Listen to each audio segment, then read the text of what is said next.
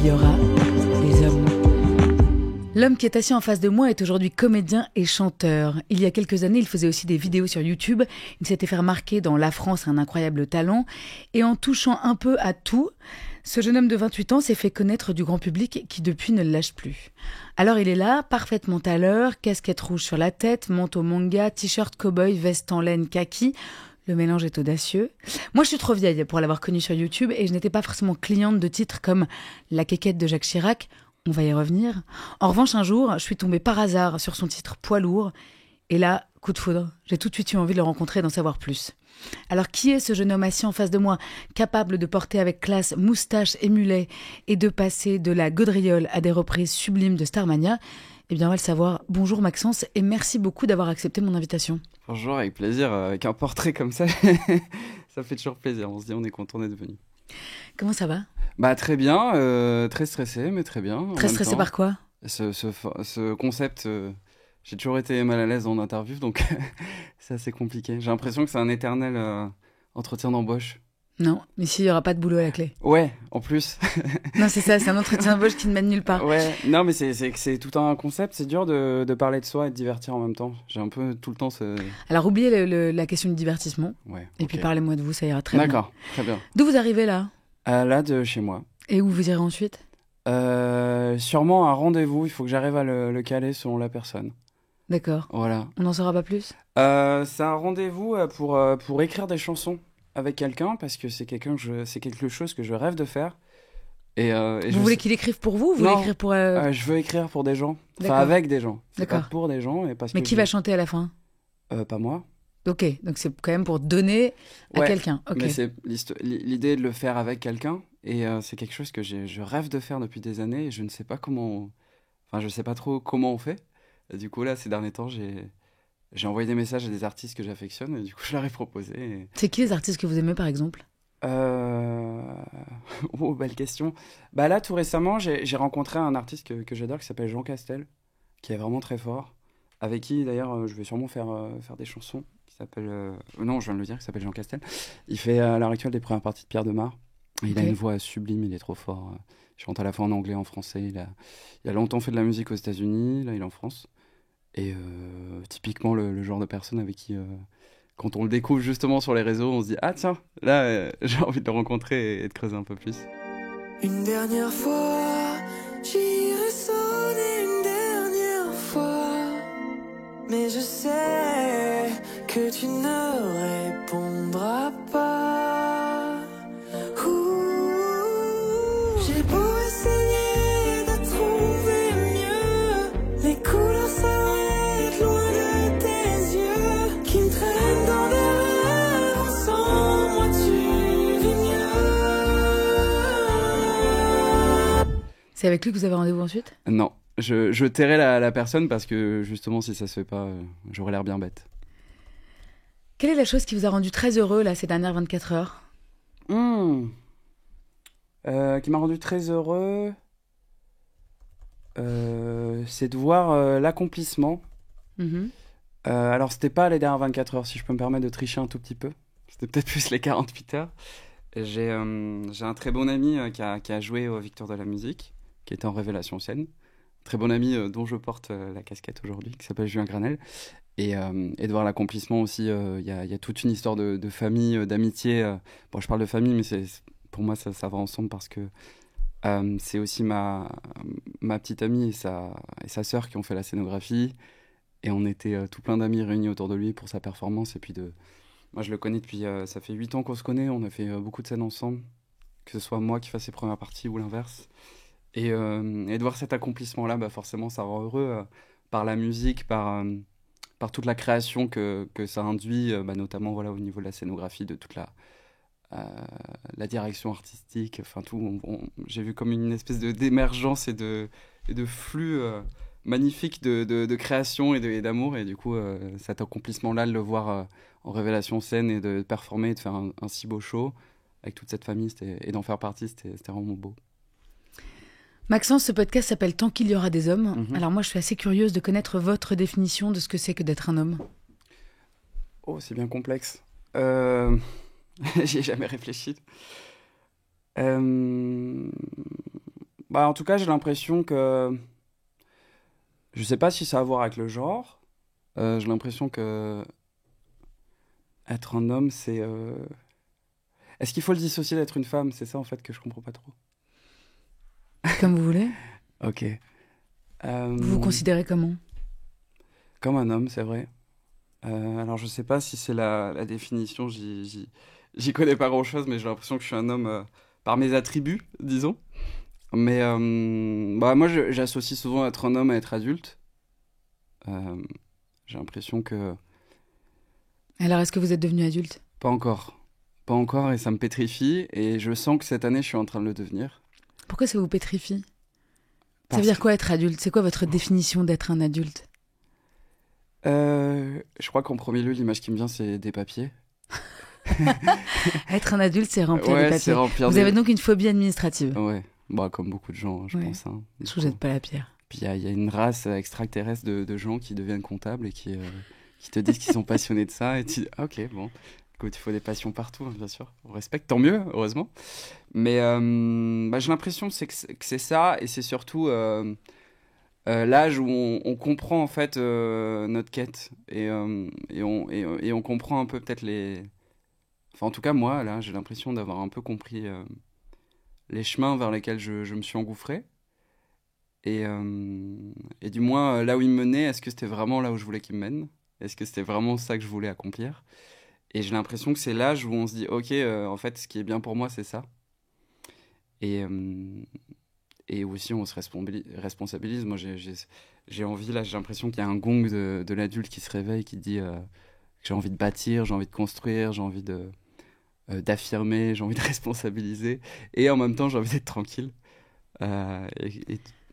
Il faut juste vous prendre un comptable ou une Ouais, secrétaire. c'est ça. Comme ça, vous allez pouvoir faire tout C'est ça. Puis acheter une baraque et je sais pas. Mais... Ouais. Non, bah, être un homme, moi, je l'associe à être adulte. Mais je l'associerai pas non plus à des caractères. Et je suis assez militant pour dire que... Enfin, militant, c'est un méchant mot. Pour dire qu'il y a parce que souvent, on dissocie. Bon, ça se perd, et tant mieux... qu'un homme ne doit pas être sensible, ne doit pas pleurer, ne doit pas... Toutes ces choses-là. Et ça, pour le coup, vraiment, c'est des choses que je considère pas du tout. Et j'ai l'impression que juste, il faut être soi à 100%. Et être adulte. Ouais. Qui sont les hommes qui ont compté dans votre existence, ceux qui vous ont servi ou vous servent encore de modèle aujourd'hui? Oh, je dirais mon père, premièrement. Après, plus artistiquement, bah, j'ai eu forcément des icônes, des idoles, que ce soit à l'adolescence ou encore maintenant. Qui, par exemple? Bah, alors, c'est tout fou parce que quand j'étais ado, moi j'étais pré-ado, j'étais fan de Julien Doré. Et il s'avère que la vie m'a fait collaborer avec lui dans des conditions qui sont super chouettes. On va en parler de Ouais, cette série ok. Panda. Ouais. Entre autres, c'est un des gars, je le voyais à la télé, faut savoir qu'on vient de la même ville. Enfin, en tout cas, il était étudiant à Nîmes à cette époque-là, moi je suis un Nîmois. Et je voyais un gars qui sortait un peu du cadre et qui brillait. Et forcément, quand on est petit et qu'on voit quelqu'un de sa ville à la télé, ça nous paraît tout fou. Et je me disais, mince, il représente vraiment bien ce que j'aime, cette excentricité, le fait de s'assumer, le fait d'être un peu hors des cases. Et c'est un des gars qui m'a vraiment donné envie enfin, qui m'a poussé à me dire, ok, c'est possible, franchement. Et il y a ce genre de gars-là. Et après, plus musicalement, s'il faut vraiment... Ah, il faut rien, ici vous êtes chez vous. Ok, moi je dirais que je suis un gros fan de... Moi, à la toute base, j'écoute du métal. Et c'est Chino Moreno, le chanteur de Deftones, qui... Mais lui, par exemple, Chino Moreno, il fait partie des hommes qui vous ont servi d'exemple. Qu'est-ce que vous aimiez? C'est quoi l'exemplarité de Chino Moreno? C'est le je m'en foutisme et le... Enfin, pas le je m'en foutisme, parce que non, ça voudrait dire que...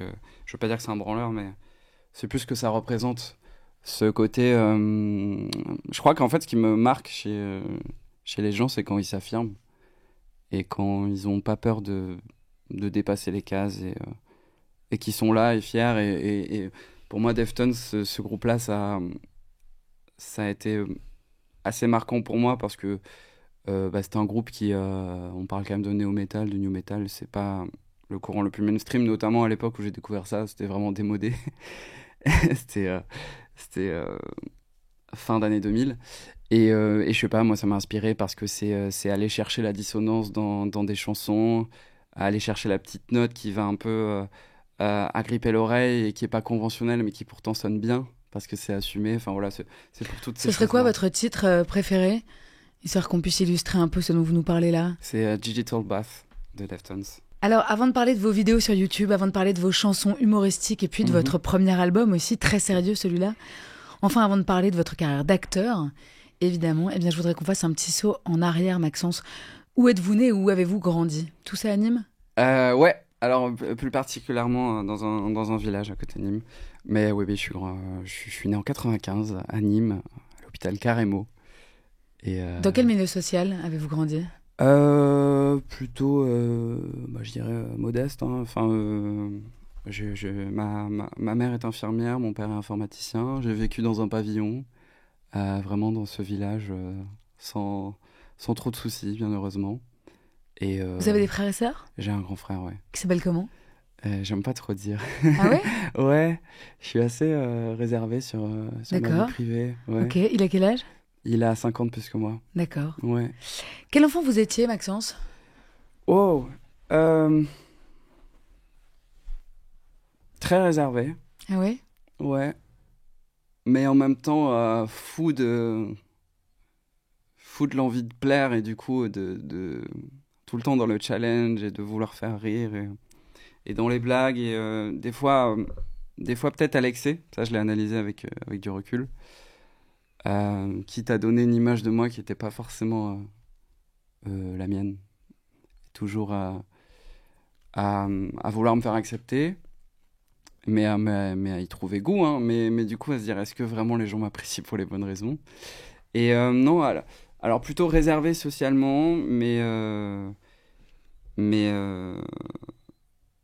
pas le dernier pour la déconne. Mais pas le dernier pour la déconne, et scolairement, plutôt bon élève. En fait, j'étais un peu le gars que t'as envie de frapper parce que j'étais à la fois pas le dernier pour la déconne, mais un peu le chouchou des profs. Donc j'arrivais vraiment à être le caméléon et c'est cool. Je faisais toujours des blagues dans leur dos et en même temps j'avais des bonnes notes, donc j'étais vraiment le relou. À quoi ressemblaient les déjeuners du dimanche chez les Lapérouse? Parce que c'est ça votre nom de famille. Vous appelez Maxence Lapérouse. Je ne dévoile rien, c'est sur Internet, oui, c'est partout. Ça, oui. Et quand vous êtes acteur, votre nom de famille est affiché. Donc, bien sûr, oui. On est d'accord. Il n'y a pas de problème. Alors, à quoi ressemblaient ces déjeuners du dimanche ou ces grandes fêtes de famille? Grandes fêtes, non. Pas les grandes fêtes? Non, pas les grandes fêtes. Écoutez, nous, étant donné que ma mère a toujours énormément travaillé, elle était pas trop sur les mêmes horaires que nous, donc en fait on déjeunait avec mon frère et mon père plus souvent.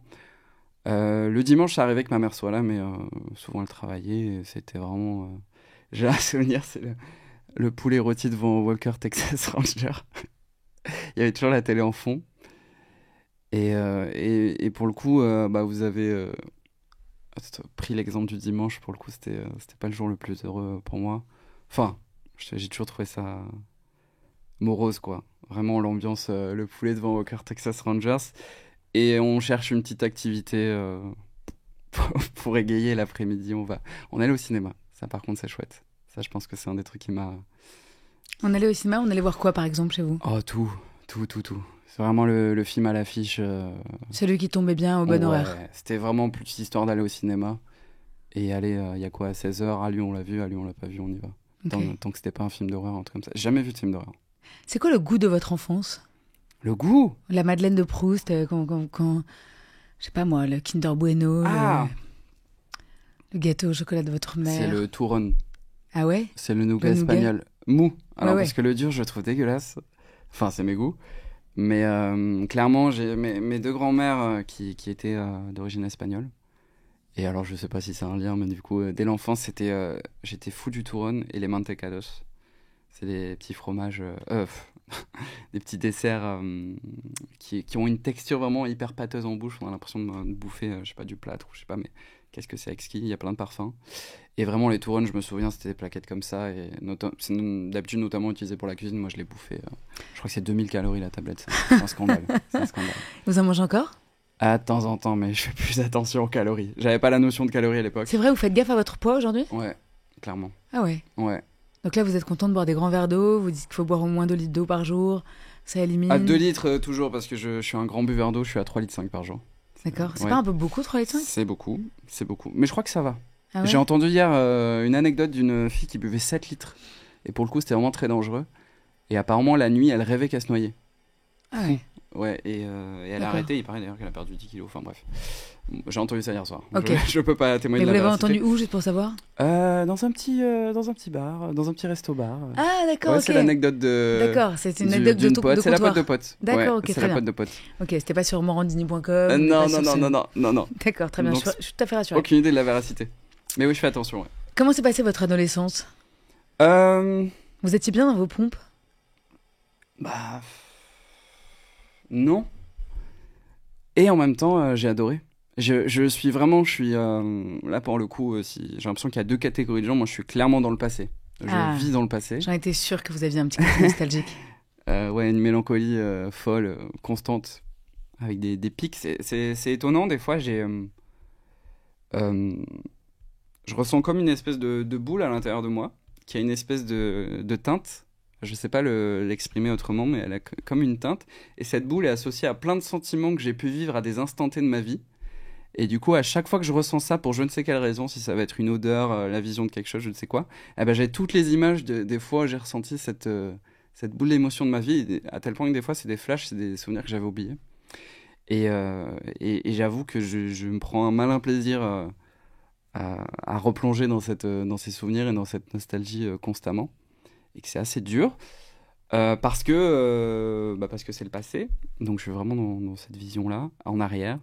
Et pour le coup, pour revenir à cette question de l'adolescence, j'étais pas bien dans mes pompes, je me cherchais comme beaucoup de gens, je pense. Après, de là à dire que j'avais pas d'amis, c'est faux. J'en ai peu des vrais, mais ils sont encore là. J'avais une petite amie. J'étais aimé, enfin voilà, j'ai eu un cadre quand même, mais c'est plus à l'intérieur de moi, effectivement, c'était assez sombre. Vous vouliez faire quoi après le bac? C'était quoi l'idée, le projet? J'ai toujours voulu être comédien, et j'avais le chant comme passion à côté, j'avais mon groupe, mais j'ai toujours voulu être comédien, ou à la toute base, je réfléchissais à un parcours plus conventionnel aussi pour assurer un peu mes parents. Je voulais être professeur, je crois que c'était aussi mon idée. Prof de quoi? De langue. J'ai toujours adoré les langues. Mais prof de quelle langue? Alors, soit d'anglais en France, ou dans un pays francophone, soit de français dans un pays anglophone. D'accord. J'avais un peu ce désir-là. Alors racontez-moi comment et pourquoi vous avez commencé à faire des vidéos sur Internet. Parce que je pense que vous aviez envie d'être vu, d'être regardé et aimé. Vous dites que vous aviez envie d'être acteur depuis toujours. Ouais. Je pense qu'avant d'être un métier, c'est une pathologie que je partage avec vous à un certain degré. Hein. Mais pour faire des vidéos comme vous les avez faites vous sur Internet, vous aviez atteint un certain degré. Ouais. Comment c'est né tout ça? En fait, je crois que pour le coup, avec les vidéos, je n'avais pas la volonté d'être vu.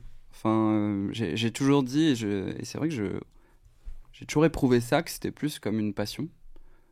Comme aller taper dans un ballon, comme faire des fléchettes, je sais pas, mais moi, depuis tout petit, même avec mon frère, dès qu'on avait un petit appareil photo, un truc, on s'amusait à faire des vidéos, on les montait, et il se passait rien de plus après, mais ça nous faisait rire de les revoir. Et disons que je pense que YouTube, ça a été plus un support pour les héberger, pour ne pas les perdre, qu'une volonté de métier. En tout cas, ça a longtemps été ça dans mon esprit. Et un jour, ça a explosé. Ouais. Avec quelle vidéo? C'était une chanson qui s'appelait la chanson La démonétisation. Et en fait, j'étais parti d'un concept... Il y avait des... En fait, il y a aussi tout un contexte. Moi, on avait commencé aussi avec un ami à monter une sorte de petite boîte de production anime où on voulait créer des vidéos, que ce soit à la fois effectivement pour une chaîne YouTube ou pour des entreprises. Et mon pote était déjà bien implanté dans YouTube, il s'appelle Sofiane. Big up, je t'embrasse fort. Et voilà, on s'est connus à Nîmes au lycée, on s'adorait, enfin on s'adore toujours. Et par des petites expériences, tout ça, on s'est mis à connaître plus de gens et toute une sphère très liée à YouTube pour le coup. notamment sur Paris. C'est d'ailleurs ça qui a fait que je suis monté sur Paris. Et donc, moi, un peu dans cet engrenage, forcément, j'ai un peu augmenté mon rythme de vidéos parce que je traînais avec cet entourage-là et forcément qu'il ne parle que de ça, ça m'a aussi donné envie de le faire un peu plus. Et donc, en côtoyant ce monde de YouTube, j'étais très au fait des actualités et c'était une époque où ils appelaient et ils disaient qu'ils allaient durcisser leurs règles de monétisation. Qu'ils allaient durcir. Ouais. Bien joué. C'est terrible. C'est mon Je stress. vous rappelle que vous n'êtes pas en entretien d'embauche. Hein. Ouais, non mais Là, mon vous êtes stress chez il est vous, encore tout hyper va bien. ambiant. Ouais. Moi, chez moi il y a pas de caméra braquée comme ça, mais non mais ça va, c'est cool. Merci. Donc ils allaient durcir leurs règles. Ouais, et que du coup, les annonceurs allaient beaucoup moins rémunérer les youtubeurs, etc., etc. Et moi, je me suis dit, ok, c'est marrant, je vais prendre le contre-pied et je vais m'amuser à faire une chanson qui est bourrée d'insultes. Ah, c'est pas qu'elle est bourrée d'insultes, c'est qu'il n'y a pas un seul autre mot. Ah, il n'y a pas un seul... Ah oui, c'est une chanson qui ne contient que des insultes. C'est très problématique hein, dans les faits. Moi, je l'ai un peu vu comme un concept artistique. Ouais, on peut le voir comme ça. Ouais, où je me suis dit, vas-y, je vais essayer de dire les pires atrocités du monde, mais de la manière la plus soft possible. Donc j'ai fait ce truc-là. Très honnêtement, je l'ai fait, mais dans des conditions, c'est-à-dire que c'était une instru que j'ai chopé, j'ai fait un YouTube to MP3, j'ai même pas acheté les droits, je l'ai enregistré à l'arrache, on l'a filmé à l'arrache, enfin vraiment, je m'attendais à un truc à faire rire mes copains, quoi. Et vous avez fait combien de vues ? Je crois qu'elle a 18 millions maintenant, quelque chose comme ça, ouais. Vous êtes peut-être vrais amis sur YouTube, je veux dire par là, parmi les youtubeurs et les youtubeuses, parce qu'on vous a vu faire pas mal de featuring avec d'autres. Mm-hmm. Il y a vraiment des vrais copains à vous maintenant là-dedans ? Bah après, qu'est-ce qu'un vrai copain ? Un vrai copain, j'ai l'impression qu'il y a quand même un noyau dur qui est là depuis quand même de nombreuses années. Je dirais que c'est quand même plus mes amis du lycée. Après, des très bons copains, oui, effectivement, il y en a. Que ce soit McFly et Carlito, Seb, Sofiane, pour le coup, je connais plus le lycée. Oui, franchement, il y a Léopold. Il y a des gens avec qui j'ai plaisir récurremment. Ça se dit récurremment ? Non, mais c'est un mélange entre récurrent et régulièrement. Aïe. Récurremment. Ouais, vous avez plaisir à déjeuner. Avoir des conversations okay. qui n'ont rien à voir avec Internet. Vous voyez pas que pour faire des vidéos. Non. On a l'impression que malgré quelques noms connus comme Natou, Enjoy Phoenix ou Lena Situation, YouTube, c'est plutôt un monde de mecs. Je me trompe ? Ah non, pas du tout. Ça y est, je vais mieux là. Donc je sais pas, c'est le récurremment qui m'a... non, clairement, oui. C'est un monde de mecs. Ouais, on a l'impression que ce soit dans les featuring ou dans les jeux, en tout cas c'est mon sentiment et je crois qu'il est partagé, vous jouez plutôt entre garçons. Ouais. Vous étiez déjà fait cette réflexion ? De plus en plus parce que c'est clairement un sujet maintenant qui est de plus en plus évoqué et j'ai le sentiment que ça tend à s'améliorer. Bah là, on a vu la youtubeuse Magla être invitée un peu partout ces derniers temps, mais même les spectateurs avaient tendance à penser qu'elle était la seule et qu'elle ne faisait que remplir les quotas. C'est-à-dire quand on lit les commentaires sous les vidéos dans lesquelles elle apparaît, il y a un côté ah bah c'est bien, ils ont mis une meuf comme ça, il y en a une. Ça avance pas très vite si ça avance. Ça avance pas très vite, je pense, mais j'ai le sentiment en tout cas que c'est pour la connaître et pour connaître les gens qui l'invitent, etc., notamment elle, c'est pas le quota. Ça, bien sûr que non, c'est pas le quota. Mais oui, clairement, je pense qu'il y a des progrès à faire et j'ai le sentiment que c'est sur la bonne voie, notamment au niveau de l'exposition qu'ont les créatrices. Et aussi, c'est très bizarre, on a l'impression qu'elle joue un peu comme l'équipe de France de football féminine, quoi. Ouais. Que c'est une autre ligue, que c'est une autre... Et souvent, quand c'est dénoncé, on lit des commentaires du genre elles ont qu'à être drôles ou elles ont qu'à inventer des concepts elles-mêmes, comme si elles n'étaient pas au niveau. Ce qui est terrible. Or, elles ont commencé en même temps que vous. Je pense à une fille comme Natou. Je veux dire, elle a plus ses preuves à faire, quoi. Oh oui, c'est clair. Ah oui, c'est certain. Là, par contre, vous m'évoquez des commentaires. Clairement, ces gens sont débiles et ça, évidemment, il faut le dénoncer et continuer à dire que ces gens sont débiles, de toute façon. On va continuer à le dire. Dès les années 2010, vous avez tenu un micro à la main et d'ailleurs, d'abord, vous nous le disiez, dans un groupe de métal, c'est bien ça ? Ouais, c'est ça, ouais. Vous chantiez en français ou en anglais ? En anglais. D'accord. Et vous êtes passé du métal à la gaudriole ? Ouais. Bon, c'est un gros raccourci, j'ai toujours tout fait en même temps. Hein. C'est plutôt que l'exposition n'a pas été la même. Mais est-ce que pendant longtemps, vous n'avez pas osé dire « je veux être » ou « je suis chanteur » ? Ouais. C'est ça ? Ouais, clairement. Vous saviez que vous aviez une jolie voix un peu éraillée, vous saviez que vous étiez capable de monter dans les aigus. Moi, je le savais pas, mais je l'ai découvert là quand vous avez repris Starmania. Ouais. Et pourtant, pendant longtemps, vous avez plutôt été sur le massacre de chansons ou sur donc de la chanson humoristique, comme le titre célèbre désormais, La Quéquette de Jacques Chirac. Ah, Jacques Chirac. Ah, La Quéquette à Jacques Chirac, bien sûr, en plus. L'erreur est importante. Bien sûr. Tiens, vous savez quoi, on l'écoute tout de suite. Allez. Tu viens me déranger, pourtant je t'ai pas sonné. On s'est battu à chauffeur, on a fini sur le fer. Je suis le roi du bras fer chinois, je garde donc mon Nutella. Laisse-moi tremper mes bâtonnets devant ta gueule dépitée. J'ai insulté ta mère, dit qu'elle portait des strings de guerre. C'est Mohamed Couscous, quand il pète, il fait de la mousse. T'as pas compris ma blague que j'avais appris par cœur. T'as osé demander quoi, alors je t'ai répondu faire. C'est la quéquette à Jacques Chirac. Ouvre la boîte, je l'agis dans tous les sens. La quéquette à Jacques Chirac. Ouvre la boîte, yeah. Bon, c'est quoi ça, Maxence ? Très clairement, qu'est-ce que c'est cette chanson ? Non mais franchement. J'ai l'impression de me faire gronder. Presque. Dites-moi ce que vous en a dit votre mère d'ailleurs. Rien, ça l'a vraiment fait rire. Ça l'a vraiment fait rire. Non. Pourquoi, Jacques Chirac ? Pourquoi Parce ces quéquettes que quand j'étais petit, en fait, je voulais faire une chanson sur les expressions de cours de récré que j'ai vécues. Ouais. Et on avait un jeu, c'était on fermait les mains comme ça, on disait ouvre la boîte, la quéquette à Jacques Chirac. Alors attendez, il faut bien que je décrive. Donc là, Oui, pour les gens qui écoutent. vous avez serré vos doigts. J'ai réuni mes mains. Alors voilà, petit tutoriel pour les gens qui sont à la maison, dans leur voiture. Non, dans la voiture, faites attention. Gardez comme une main. On réunit les mains, on enserre les doigts. Voilà. Comme si on allait prier. En laissant tout de même dépasser le majeur à l'intérieur. Voilà, et on rentre le majeur à l'intérieur, c'est ça. Je m'attendais pas à faire ça, je vais expliquer. Ensuite, on ferme les poings. Ouais. Entre eux, ça crée comme une coquille, je dirais comme une noix. Et en ouvrant la noix, en dépliant, il y a le majeur qui dépasse et on le fait frétiller. Et c'est donc la quéquette au président de l'époque. Apparemment, il y a eu le zizi à Sarkozy, il y a eu la quéquette à Mitterrand. Ah bon ? Ouais, apparemment. Alors, est-ce qu'il y a Macron ? Je ne sais pas. On va aller faire un sondage dans les cours de récré. Et voilà. Et j'avais le sentiment, moi, que ça parlait à tout le monde. En fait, à l'époque, typiquement, j'avais juste une note avec toutes ces vieilles expressions de cours de récré. Et je voulais même en faire une vidéo, mais je ne savais pas de quel type. Et il s'avère que j'ai fait cette première chanson qui a vraiment beaucoup pris. Et dans la foulée, je me suis dit, bah vas-y, je vais faire une autre chanson. Donc je vais faire une chanson sur ces expressions-là. Et dans cette même dynamique je trouve une prod, je l'enregistre à l'arrache avec mon pote, on part se filmer, bah, j'ai fait ce truc, je l'ai sorti et voilà. C'est aussi simple que ça. Mais oui, réellement, il y a eu sur ces débuts-là d'exposition et notamment via mes chansons, ouais, j'aime faire des chansons, mais bon, c'est un peu compliqué de dévoiler ce qu'il y a à l'intérieur, de le plus personnel, et au moins ça a été un peu une première...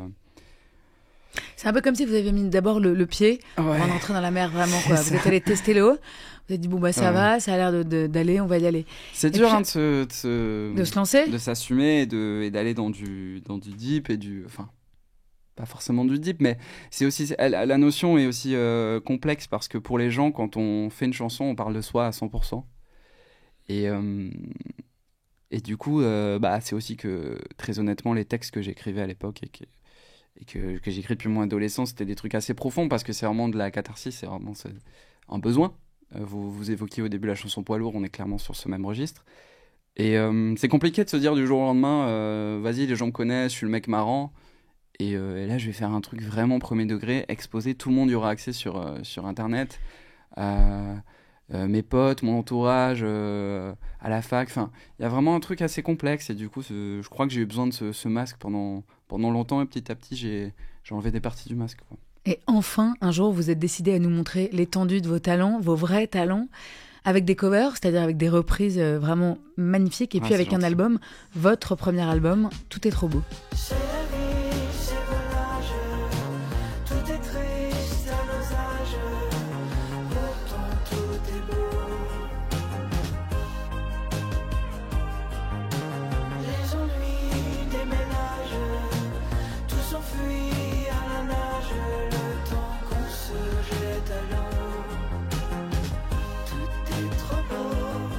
Pourquoi tout est trop beau, Maxence ?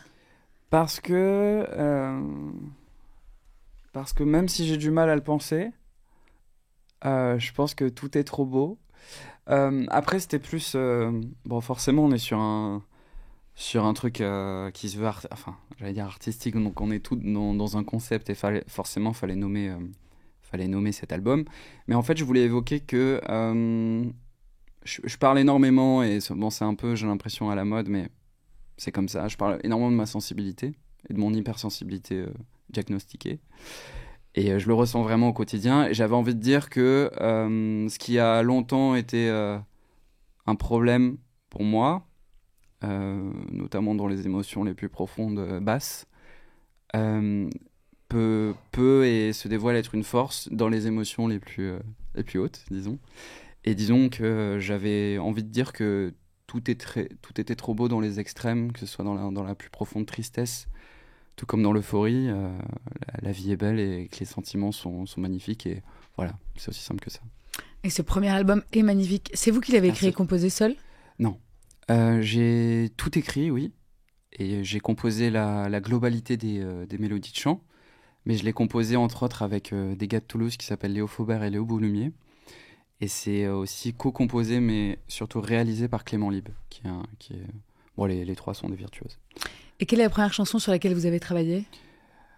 C'est Parfum d'été, je crois. On était au premier confinement, j'allais dire du Covid, j'avais précisé, comme s'il y avait besoin de préciser.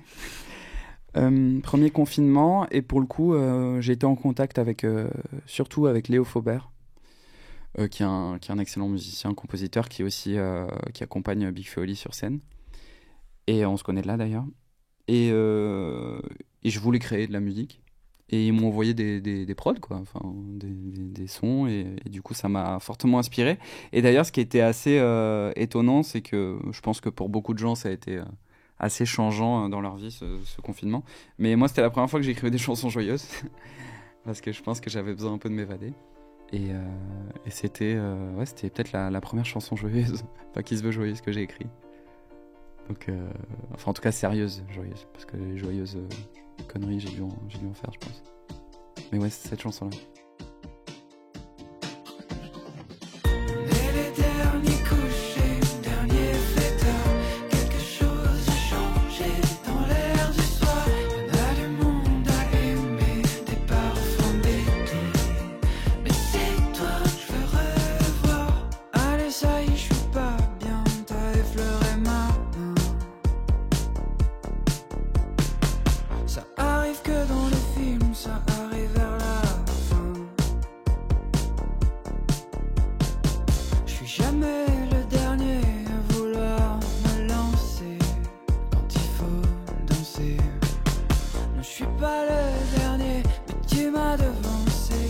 Et Poids lourd. Alors, vous m'en parlez maintenant de Poids lourd.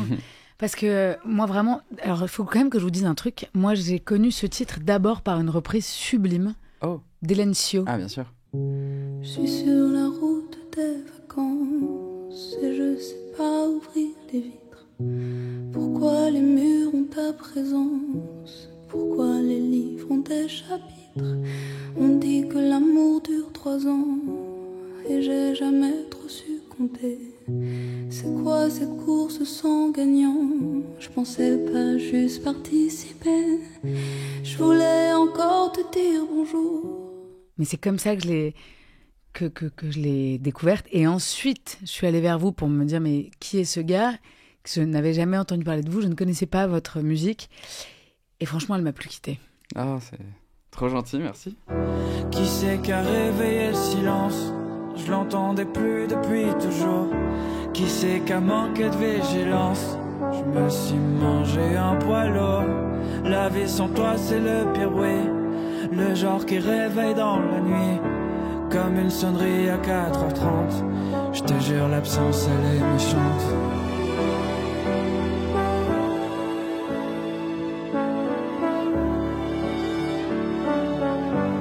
Je te jure l'absence elle est méchante. Alors, 2 choses. D'abord, j'aimerais que vous me parliez de cette chanson. Et deuxièmement, j'aimerais quand même vous dire, et vous tirer les oreilles, même là-dedans, il y a des gros mots. Il y a même un putain de sarrasse. Mais qu'est-ce qui se passe, Maxence, avec les gros mots?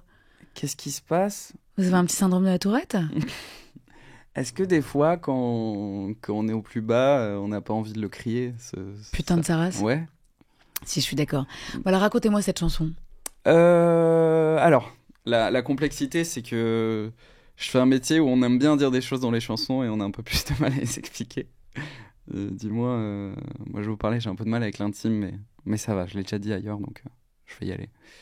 J'ai vécu une superbe relation amoureuse et au bout de peut-être 3 années, voilà, il y a eu une rupture assez brutale.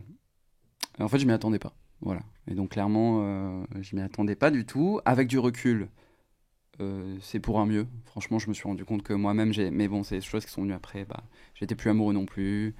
Tout va mieux. Tout va très bien avec la personne. Voilà, je préfère aussi contextualiser. Aucune animosité, même plutôt l'inverse. Une relation amicale maintenant. Enfin bref, voilà. Mais sur le coup. Sur le coup, voilà, c'est terrible. On s'y attend pas à tel point pour vous dire la rupture a duré 20 minutes. Vraiment, je t'aime plus. 3 ans, 20 minutes. Ouais. Ah, ok. Il y a quelque chose à y faire? Non. Ok. Bon. Bah, tant pis. Voilà. Et départ de vacances le lendemain. Départ en vacances. Tant mieux, parce qu'au moins, j'aurais passé des vacances assez compliquées. On serait échangé, j'aurais senti qu'un truc allait pas. Enfin, voilà. Là, au moins, j'étais fixé. Allez, maintenant, je profite. Et en fait, il y a eu tout un mélange dans ma tête. Je pars en vacances, la rupture est brutale. Enfin voilà, il y a eu tout un truc j'allais prendre la route et je sais pas, un soir ça allait vraiment très très très très mal, peut-être une semaine après, et j'ai pris mon téléphone et j'ai écrit les mots qui venaient et j'ai essayé pour le coup là où par le passé mais en fait je pense qu'elle est peut-être là la différence, c'est que je l'ai pas tant pensé je me suis pas imaginé la chanter plus tard, cette chanson. J'ai plus voulu écrire un joli texte avec mes émotions. Et donc être moins dans les images, bien qu'il y en ait, mais au moins elles sont venues comme ça, quoi. Et c'est pour ça que le putain de sa race, je l'écris comme ça, quoi. Même moi, je me suis surpris à l'écrire, parce que pour le coup, la seule fois où j'avais écrit un gros mot, c'était vraiment dans le concept. C'est parce il fallait que je sorte ce truc où il y a 10 000 gros mots, et même ce qui ne me ressemble pas au quotidien. Je suis vraiment pas trop dans l'insulte en général. Et, Vous aimez la chanter sur scène? Ouais, mais je m'y perds. C'est-à-dire en fait, c'est tellement un pilier de ce que je suis maintenant artistiquement et de ce que ça évoque chez les gens quand ils parlent de moi, que du coup, il y a une pression folle, un peu comme là avec cet entretien d'embauche. Et Vous m'avez dit que ça allait mieux. Ça va pas mieux? Oui, ça va, si, ça va mieux. Mais du coup, quand je suis sur scène, forcément, j'ai cette pression de vouloir bien faire. Et là, on est direct dans le monde de... Ok, là, on a eu toute l'étape de l'artiste qui crée avec ses tripes, qui en pleure et qui d'ailleurs va mieux juste après, ce qui était assez fou à vivre. Et là, on est dans la représentation. Et donc, on est dans ce truc de...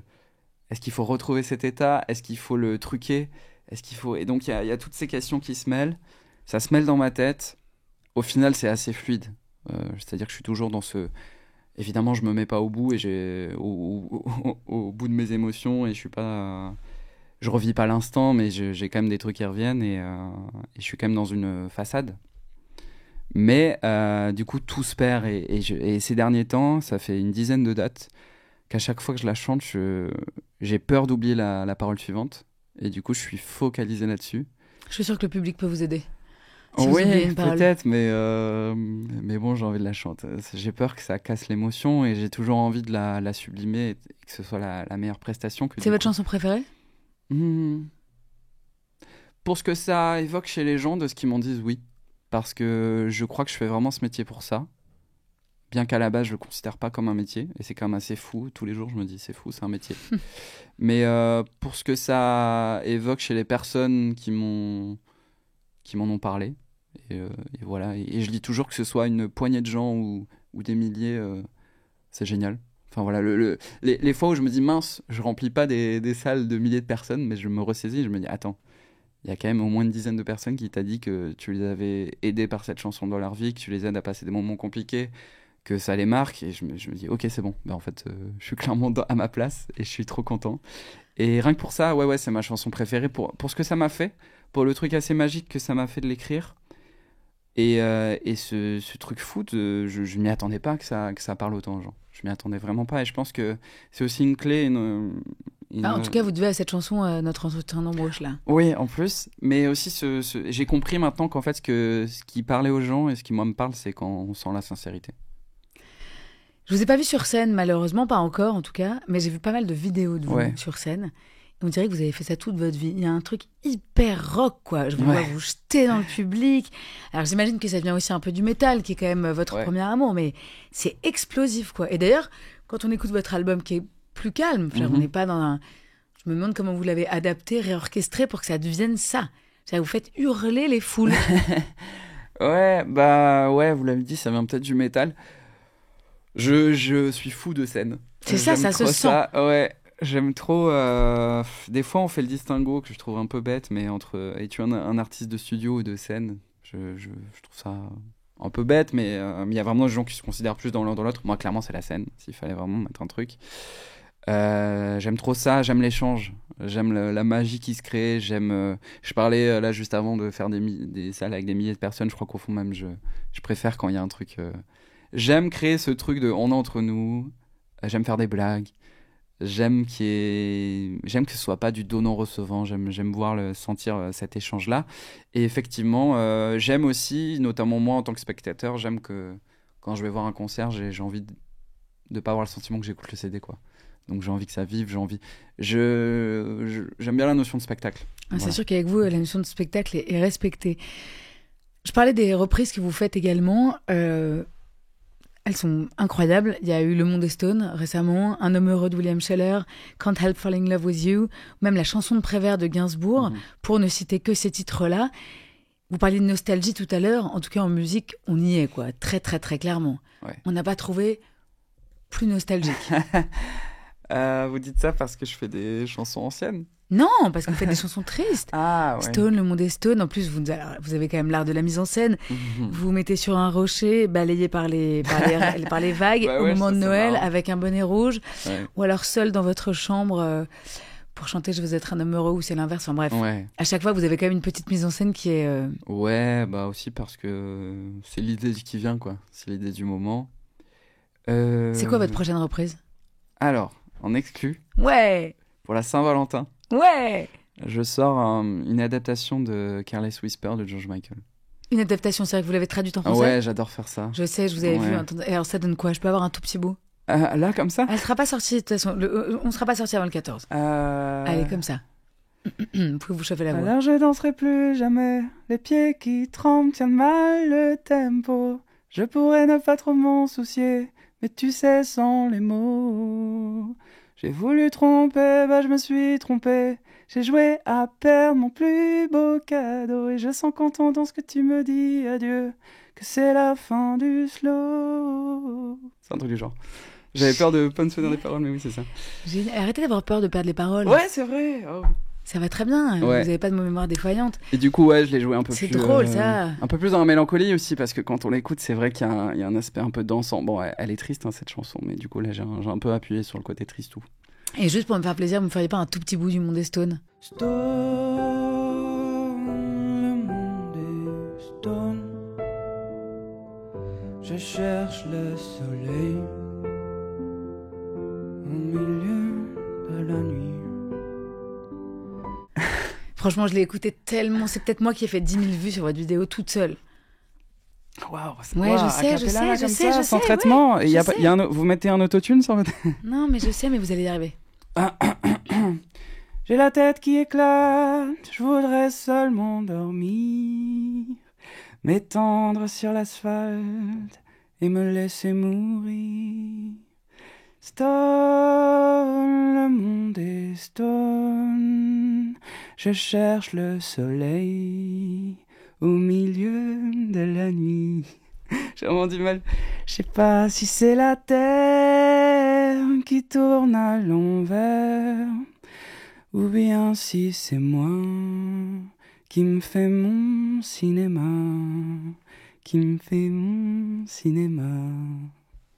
Merci beaucoup. J'ai l'impression que je repasse. Je vous jure, je suis dans une audition là. Mais non, mais pas du tout. La voix qui tremble, c'est. Mais ouais, mais c'est ça qui est beau. Mais j'aime bien, aussi. Je suis vivant. Mais ouais, et puis c'est ça qui est beau aussi.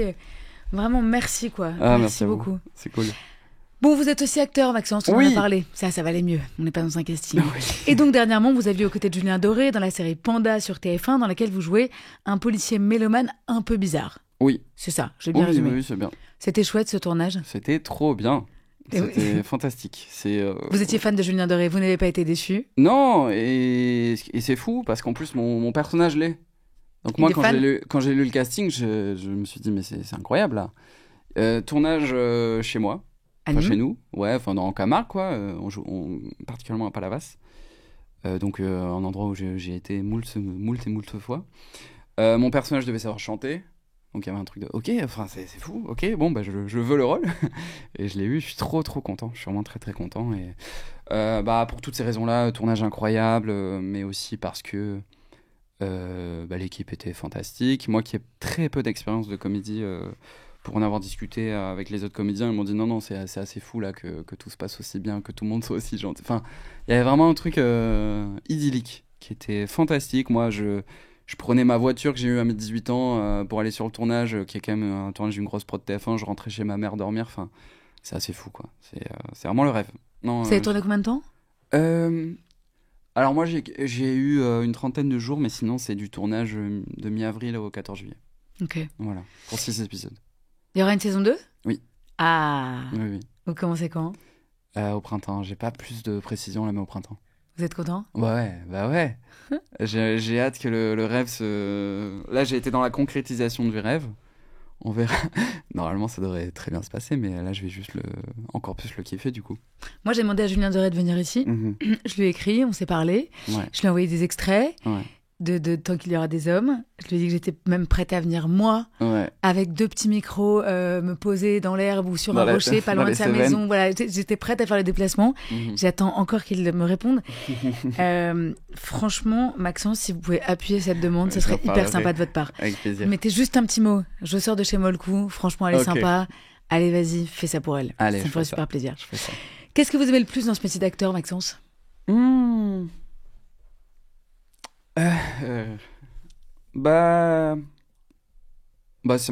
me rappelle j'aime être pas moi, je crois. Enfin, j'aime c'est pas mal comme formule. J'aime être pas moi. C'est pas hyper français pour un mec qui voulait enseigner le français à l'étranger, mais bon. Bon, vous avez bien vu, je fais plein d'erreurs, hein. Notamment dans Poids lourd, il y a des erreurs de syntaxe et de grammaire. Mais bon, comme Véronique Sanson en a fait aussi. Voilà. William Scheller. Ah, William Scheller aussi. Quel que soit le temps que ça prenne. Et quel que soit le temps que ça prend ou que ça prendra, entre autres. Ah oui, par exemple. bien sûr. Ouais, bon, j'avoue, même moi, j'avais pas capté, j'ai vu quelqu'un le dire. D'accord. Et c'est fou, on s'en fout. Ouais, c'est vrai. On s'en fout. Voilà. Petite parenthèse. Non, c'est un truc instinctif pour le coup. Hein. Vraiment, je l'évoquais depuis que je suis tout petit. J'aime faire rire, j'aime incarner, j'aime faire le show. Ça me transcende. Ce serait quoi le rôle de vos rêves?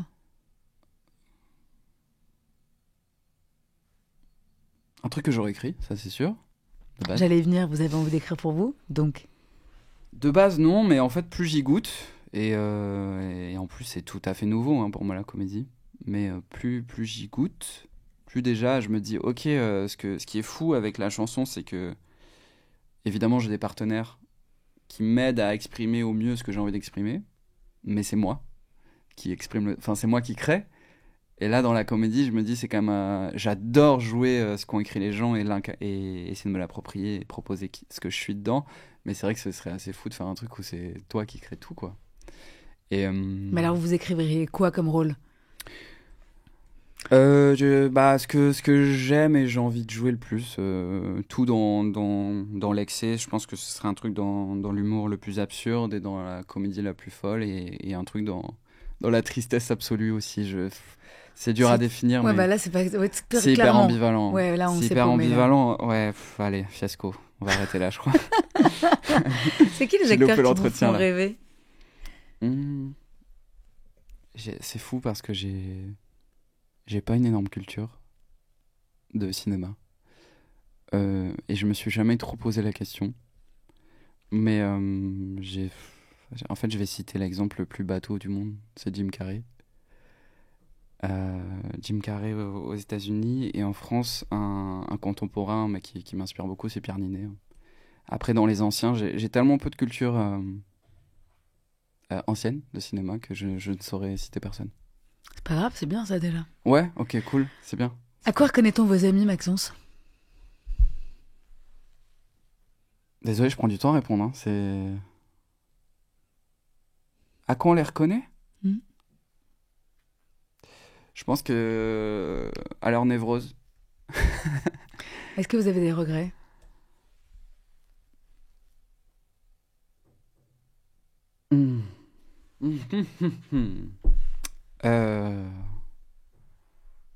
Oui. Faut que je développe. Comme vous voulez. Bah, au final, la vie est tellement bien faite. Enfin, on dit toujours que si les choses sont comme ça, c'est parce qu'elles sont comme ça. Donc, je sais pas dire que j'ai des regrets. Toujours, ce truc de j'aurais dû me lancer plus tôt, j'aurais dû oser les choses plus tôt, j'aurais dû oser plus. J'ai peut-être perdu du temps, et en même temps, je suis jeune, je crois. Mais toujours ce truc de se comparer et tout qui est éternel. J'aurais dû oser plus tôt. Pour quel défaut avez-vous le plus d'indulgence? J'ai envie de dire tout. C'est-à-dire? Sauf quand c'est vraiment de la méchanceté gratuite ou des trucs qui vraiment sont injustifiables, mais je suis très peu rancunier. J'en viens même des fois à me rappeler que je suis en froid avec des personnes et à ne pas me souvenir de pourquoi je suis en froid avec des personnes. Et me dire, ah oui, lui, c'est vrai qu'à un moment, je l'ai détesté, je sais plus pourquoi. Donc, je suis vraiment hyper patient et peu susceptible, je crois. Donc... Vous supportez bien les défauts des autres. Ouais, je crois. Y a-t-il quelqu'un qui vous manque? Ma grand-mère. Maternelle. Paternelle aussi, bien sûr. Hein. Mais ça a été très fort avec le lien avec ma grand-mère maternelle, mais je sais qu'elle m'accompagne toujours. Mais ouais, c'est un pilier dans ma vie, quand même. Quel est votre mot préféré? Ah, je me le suis dit il y a pas longtemps. Ça, c'est un de mes défauts, c'est que j'oublie tout et je prends des notes, mais j'oublie toujours au final de noter. Ah oui, j'adore le mot murmuration. C'est le phénomène des étourneaux, vous savez, qui se réunissent et qui font des formes dans le ciel, là, magnifiques. Un groupe de milliers d'oiseaux, là, à l'automne. Ah ouais, je savais pas que ça s'appelait comme ça. Ça s'appelle une murmuration et je trouve ça très, très beau. Si Dieu existe, Maxence, qu'aimeriez-vous qu'il vous dise en vous voyant arriver? Sympa la casquette. Merci beaucoup Maxence d'avoir répondu à mes questions. Je vous laisse les mots de la fin, c'est donc à vous de compléter cette phrase. Alors, tant qu'il y aura des hommes... Il y aura des femmes. Yeah! Ok. Merci infiniment. À bientôt. C'est la fin la plus bof, non? C'est votre fin à vous. À bientôt et surtout portez-vous bien. À bientôt, merci Julie. Tant qu'il y aura des hommes.